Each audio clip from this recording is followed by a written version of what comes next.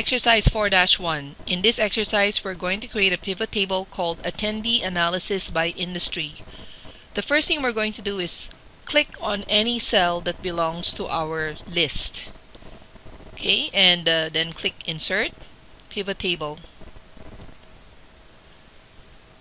Choose where you want the pivot table report to be placed. New worksheet, correct, so click OK.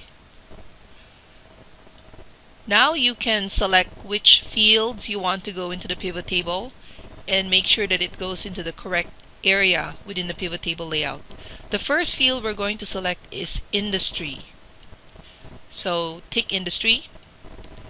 Industry automatically goes into the row labels, and that's correct. So we proceed to the next field, which is Registration ID. Registration ID goes into the Values area, and that's correct, except we need to change the function by which it is summarized. We want to summarize registration ID by count.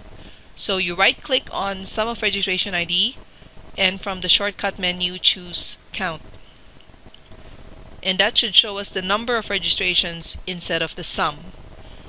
The last field we're going to add is amount paid. And amount paid, we need to sum this field, so that's correct. One more thing we need to do is we need to change the names of the columns to something more descriptive. So right click on the column heading that you want to change, select Value Field Settings. Count of registration ID will be changed to number of registrations.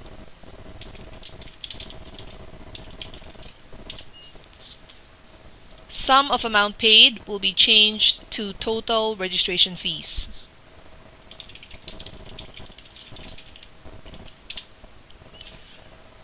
We're going to format our numbers with comma style. We can also format our pivot table with a pivot table style, and I'm going to choose this one.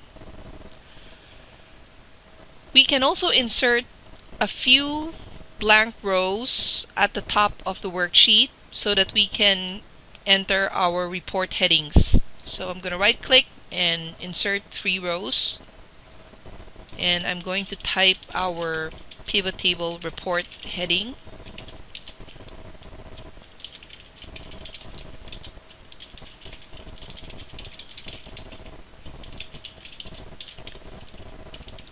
We're going to merge these 3 columns so that we can center the report.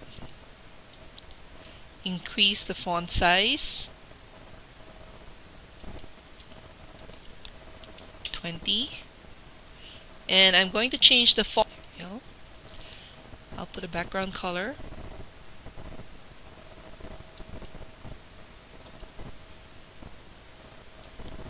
And that's it. That's our pivot table. The last thing I'm going to do is change the name of this worksheet. I double click on the name and I change it to EX4-1. And that's our exercise 4-1.